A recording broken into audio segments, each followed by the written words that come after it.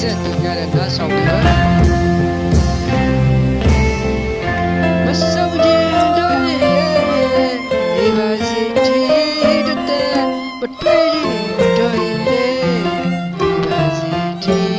တော့အခုတော့ဒီလိုမဟုတ်ပါရဲ့ဒီစေကျော်ငါနဲ့တွေ့မှာကျဆုံးရတဲ့ချစ်ဦးရဲ့